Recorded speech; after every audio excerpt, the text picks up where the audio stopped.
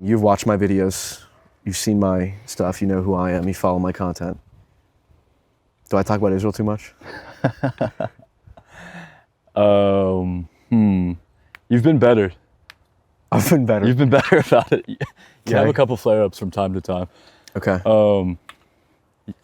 You've been noticeably better since I said, yes, you're often right about things, but at what cost?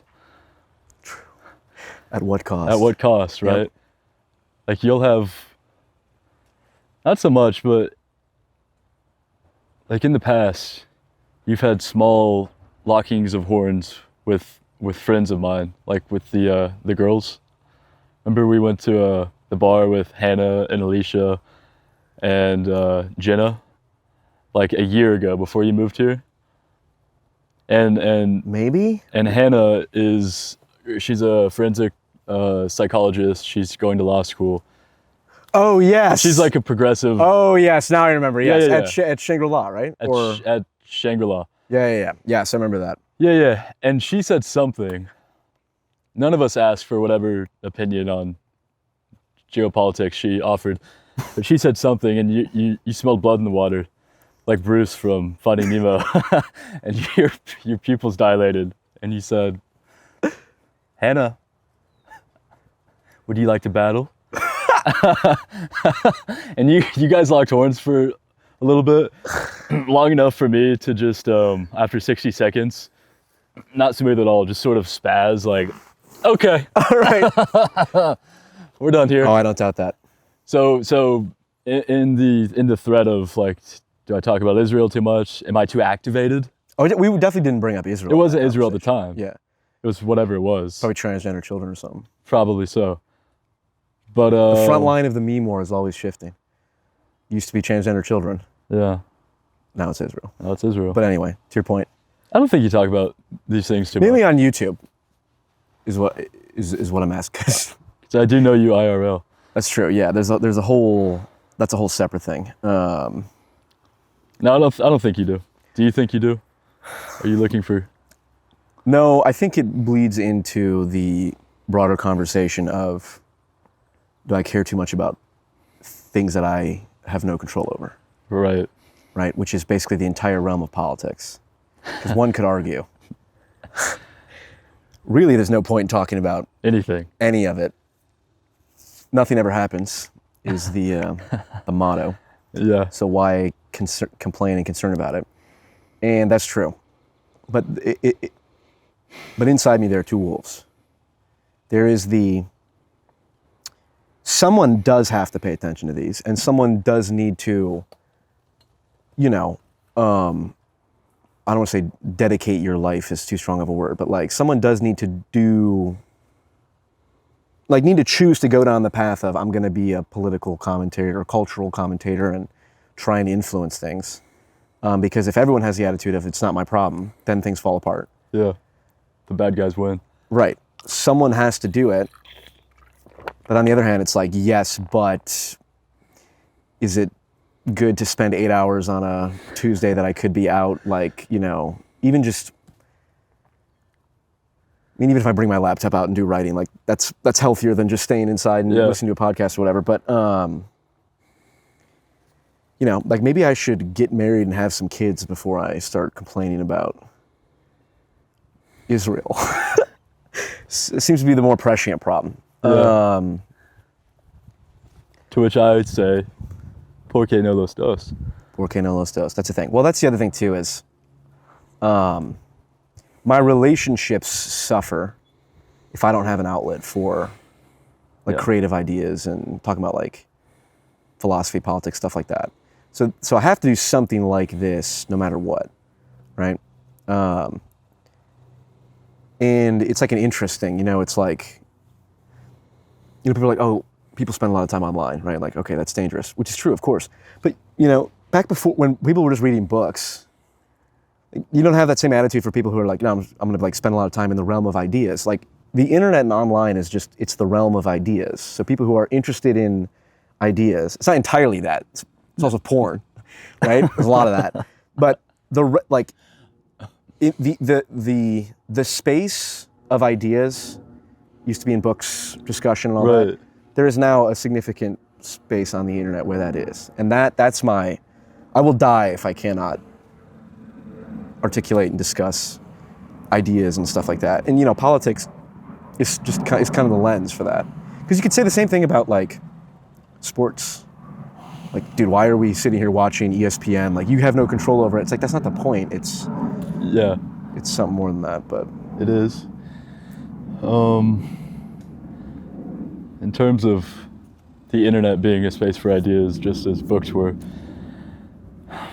the issue with that is the barrier for entry to taking part in these spaces is just like entirely different. Back in the day, to enter the space of ideas and be heard, you had to publish a book or an article. Yeah, or you had to be willing to go outside and have social skills to at least engage in that. Now it's the opposite. Right.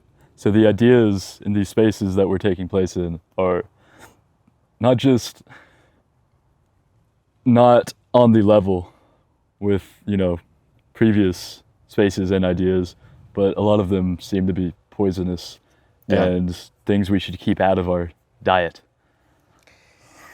True. Now the counter to that is because people are on their phones all the time nowadays.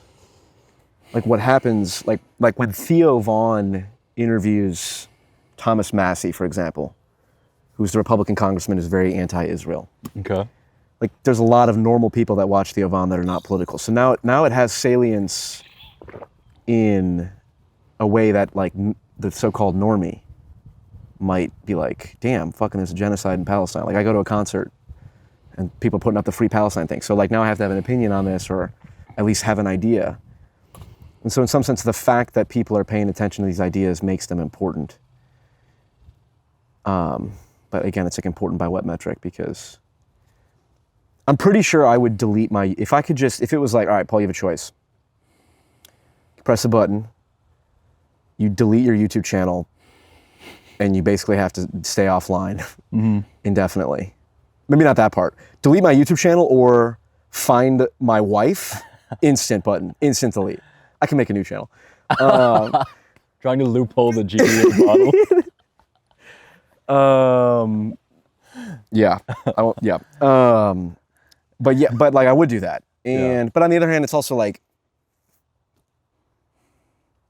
I cannot suppress the part of me that's very interested in ideas and is sensitive to external conflict, Right. But you don't spend much time on like sucking up political stuff. So what is that like? Because it's so foreign. What's it like to be mentally healthy? I'm not sure what I am mentally. I don't know, it's interesting because we're the same age and we grew up playing outside, but then getting smartphones at like my first smartphone. 15, 16? I was 13 or 14. Yeah. We got lucky. We caught like the tail end of it before it got like hooked into our nervous systems. But I think we were both pretty online. True. Like I built a computer when I was 13 and found Reddit. So this would be like 15 years ago. I was like browsing drug forums on Reddit and political forums on Reddit. And Reddit was a different thing 15 years ago. It was more of just a place for online people to like discuss ideas. It was much less like co-opted by like massive corporations.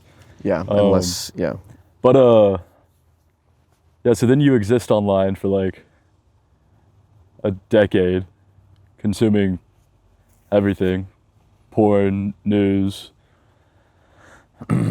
what your friends are up to. Here's a picture of me and my girlfriend at the lake. And you see enough of that and you go, do I care about this? And two, what is this doing to me?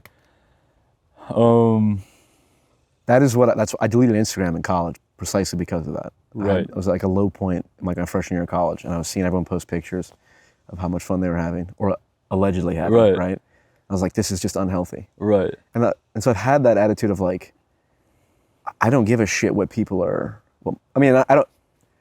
I care about what my friends are doing, like in that I hope they're doing good things, but I don't care. I'm not on Instagram. I'm not where they went to vacation or whatever.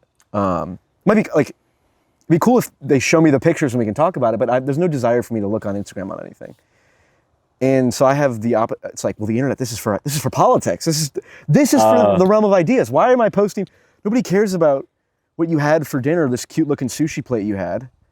Like, I care about, Israel makes it illegal to boycott them in Texas. Like, that's, but I'm meta-ironically acknowledging the in some sense, the pointlessness of either, I suppose. Yeah. I mean, it's a really, really important question everyone alive needs to answer is, why am I online?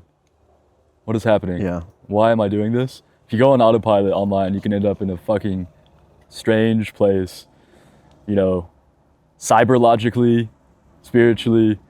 I think we need a plan. You have a good plan. You have a reason to be online. That's what I tell myself. It's a slippery slope. Well, look, I'll tell you, the reason I brought the Thomas Massey thing is,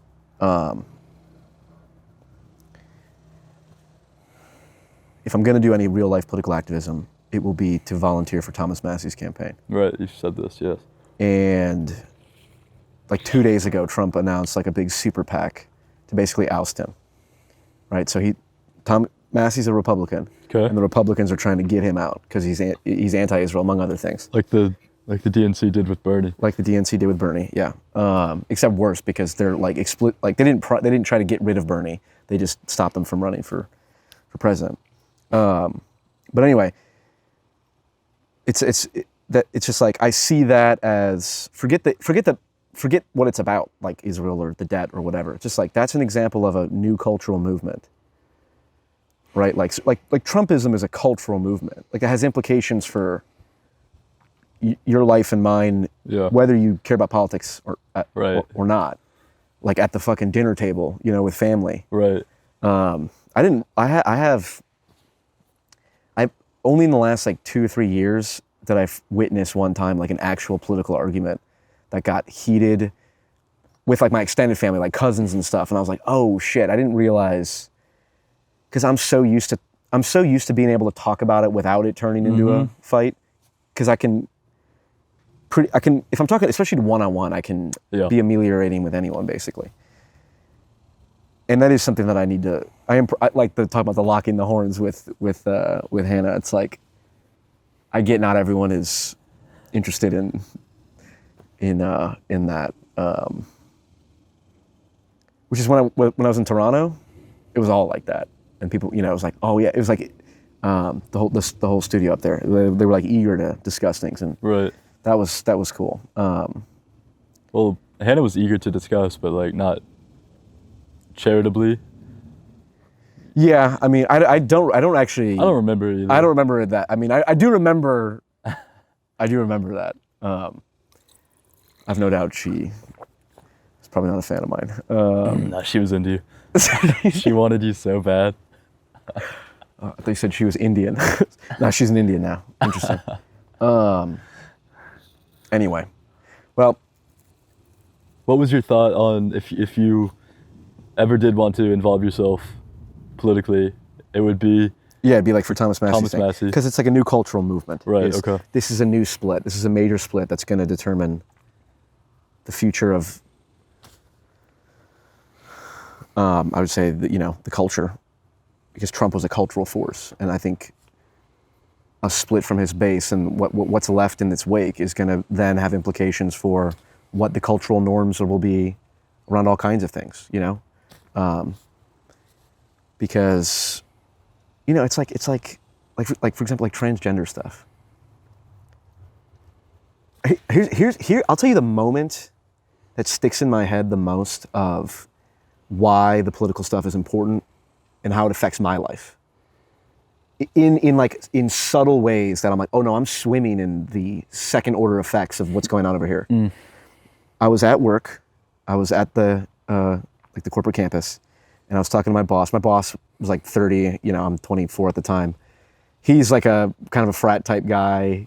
Doesn't care about politics, but like, you know, super not politically correct, let's Sure. say. And like I was on my way out, and he was like, "Yeah, Paul, don't forget to do," you know, or we were talking, and then I walked. I was like, "All right, see you later." And he goes, "Oh, Paul, don't forget to do X, Y, Z before next week or something like that." And I went, "Cool, right on, I got you." And he goes, "Yo, don't do that." I was like, "What?" He's like, "This is a white supremacist thing." And I was like, "You're fucking kidding me. This is a guy who explicitly like makes fun of me for talking about politics, like doesn't want to get involved in it. And yet now the software that he's operating on Right. says this, the Right. OK fucking sign, is a white supremacist symbol." Right. And it's like, yeah, of course, yes, there was the whole fucking meme of like the 4chan. It was literally a 4chan campaign to go, False flag. right, let's Yeah. make the normies think this means white Yeah. supremacy. That's how fucking stupid. Yeah.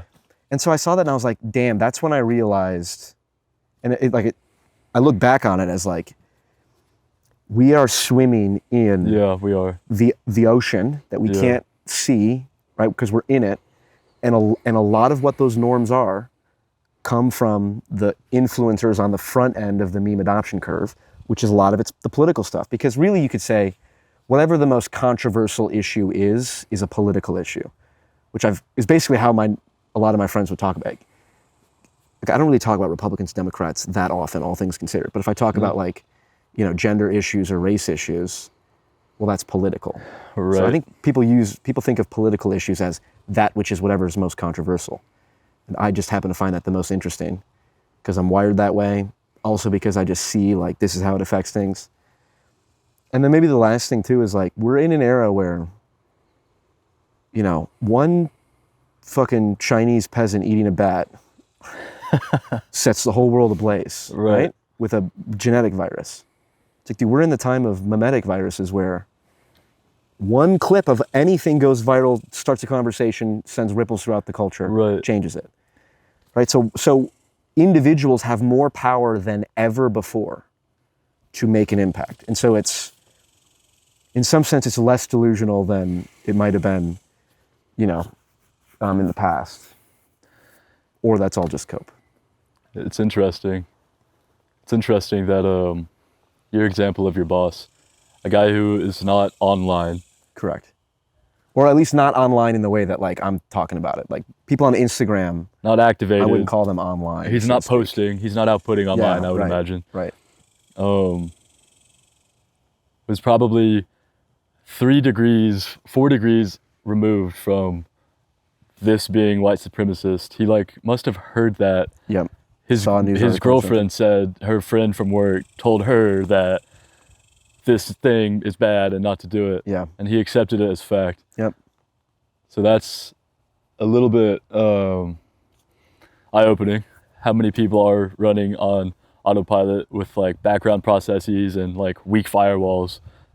And if it wasn't something as silly as this is a white power symbol, it could have been something bigger. Yeah, right. We're Well, like- we all do that in different domains. You know, like it's not just like, you know, what like, you know, what I'm trying to think of an example. Like you can think of any topic where like, well, what is your if I ask you, what do you think of like you know, here's one, the topic of like consent. This is like a hot cultural topic or whatever. Obviously has relevance for every individual. Can you give consent when you're drunk? I'm asking you this question. It's not rhetorical. I would say, how drunk am I? Yeah, right. Well, that is the right answer.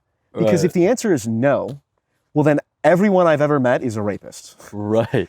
Or unless they're Mormon, I guess, because they don't drink Right. alcohol. And it's like, and I worked at a bar and I watched hundreds of couples walk home stumbling drunk. Right. It's like, okay, well, no, you can give consent, but only if you're in a relationship. It's like, okay, even then, so you're saying a boyfriend can't rape his girlfriend or vice versa? It's like, and people you know, because there is no good answer to that, so people freeze up and they don't have an answer.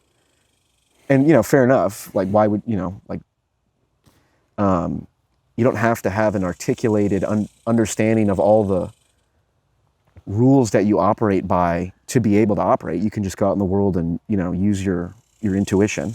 And if you're not a psychopath, you know, like when it comes to consent, you generally be good. But, you know, if you took a lot of what, like the progressive people say, like in my freshman year in college, we had to do this for fraternity orientation, like a sexual assault thing, like class where these, I don't know what they were, administrators or like social workers or whatever came in and talked to us about consent. And it was like, it was one specific instance. I don't know exactly what the context was, but it was like, you can't like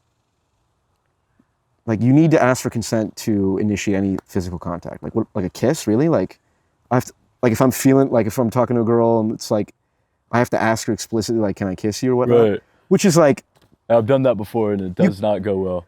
They just well, want you to- I mean, they want you to know. I know it's funny because whether I kind of lean into it almost like, do I have your consent to kiss you? You know, like, Yeah, you know what I but- mean? right. Like,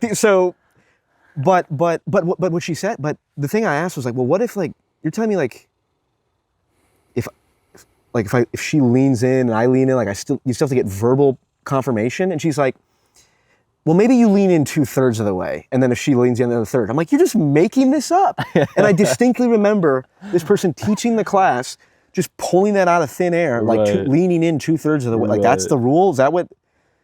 And it's just like, I don't know. I'm autistic enough to be interested in like getting not just like stuff for consent or for, you know, is it okay to be a Trump supporter? Are you racist? Can you be friends with Trump? Like that type of shit. So I'm interested in all that. And the other thing too that I just kind of realized too is like, I have friends who are communist leftists and I have friends who are Holocaust denying racists, you know. Often the Holocaust deniers are on the left too, but that's fine. But like, so I could see as if all the people you hang around with are of the same political perspective, then there's really no need to care about it that much because you're not really like ever encountering scenarios where this is like being discussed and argued about, you know? And so in some sense it's the curse of being an enlightened centrist.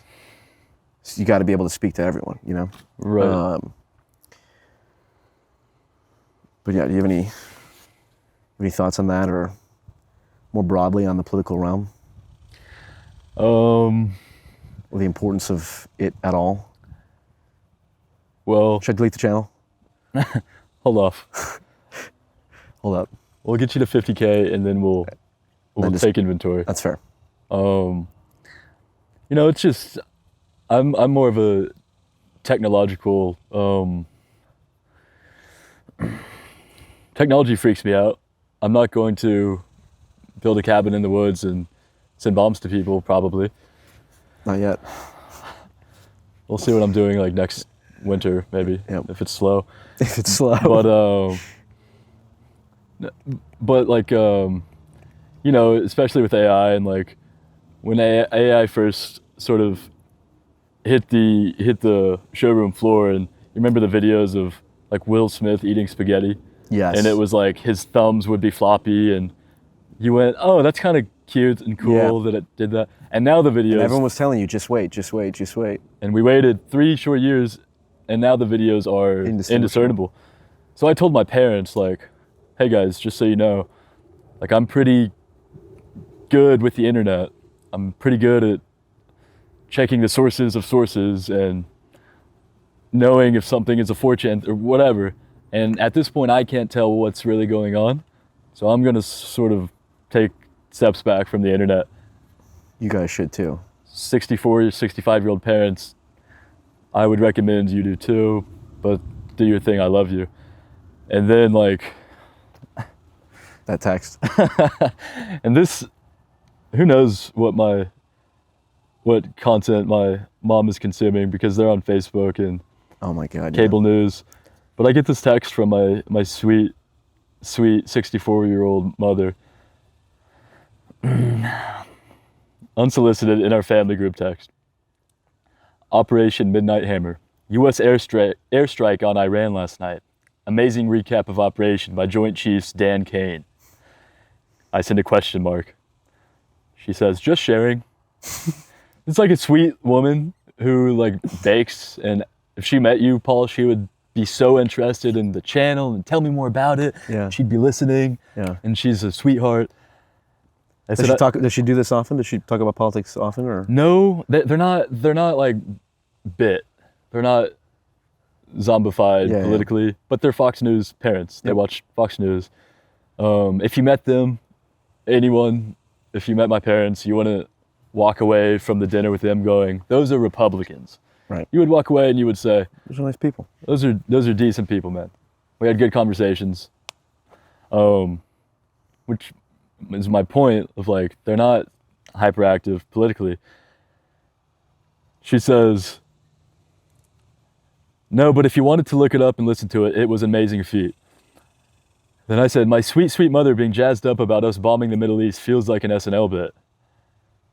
She said, this is where you got me. This is where her response. It reads like she's reading a war propaganda pamphlet handed to her by like a 5-star general. Read this. Yep. She said, "Silly. I am proud that we took this bold step to stop Iran from developing nuclear weapons. Since 1979, the year I graduated high school, Iran has been run by a militia regime, murdering its people and others, including U.S. citizens." And she goes on. She goes on. I mean, but how'd that make you feel? What thoughts came to mind? Or like, you can't argue with your fucking. We both have older parents. Yeah. They have X amount of years left. I'm not going to argue with them about Israel. I'm not going to. Yeah, I've slowed down on that too with my parents. Like, I know where this is going to go, Dad. We don't have to talk about it. Yeah. Yeah. So, whatever. I guess my thought on it was, okay, if I have to, like, bite my tongue a little bit, like on every other family dinner, whatever, I do drop little like breadcrumbs though. Yeah. Where they'll bring up something, and I'll say like, Israel, Iran, doesn't Israel have like nuclear weapons? Well, and don't they have more of like a vested interest in, Iran than we do? It's interesting. Why do we send so much money to Israel? Have you guys ever thought of that? That's like so random of us. And I'll do shit like that, but beyond that, I don't want to. Yeah.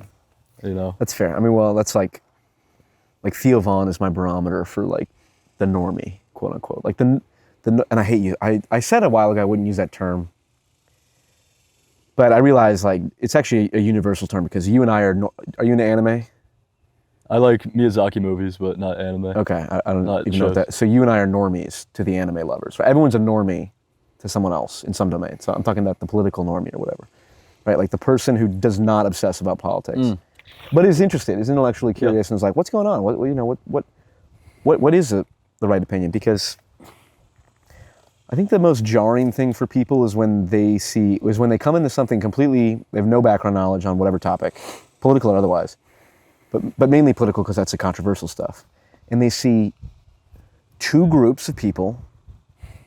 Obviously, there's a ton of idiots, but they see multiple intelligent people on either side completely disagreeing. Right. How that's hard to resolve. Right. That's for me. That's hard to resolve. Right. It's yes, it is. Damn. And the Israel Palestine, again, the reason that's so salient is because that's the most divisive issue I see. That has just everything's left, right, left, right, left, right. This one just went. It's not like progressive versus conservative. It's so different, and it's like, damn, now you really do have to just go by the truth. You can't lean on my tribe or my what heuristics do I go on.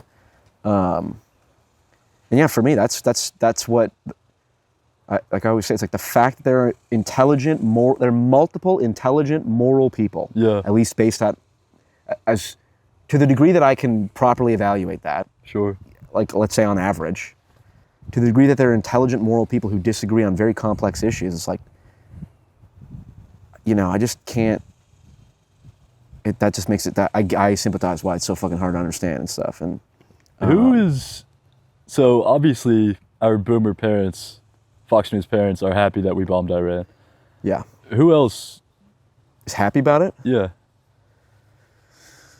Israel and all of its supporters, the Christian Zionists, the Jews in America who love Israel, Ben Shapiro, the archetypal pro-Israel American, I suppose. But yeah, although dude, the other thing too is, so we dropped that giant bunker buster on Iran. So everyone's like, all right, we're now at war. And then Trump just came out with like a fucking ceasefire. So it's like, dude, this is an example of why am I even talking about this? Like, I've not only can I not control it, I can't predict it. Right. You know, and so I was working on some other video that was much more like applied sociology, like philosophy type stuff from citing lectures. And I was like, dude, this is so much better, like for me and everyone watching. Yeah. So I need to do like an official political hiatus or something at some point. But yeah. You think you have that in you? Yeah, because I would just do the stuff I'm more interested in, which is like the philosophy, which is, you know, it's political in some sense. It's just, really this is all J.J. McCullough's fault.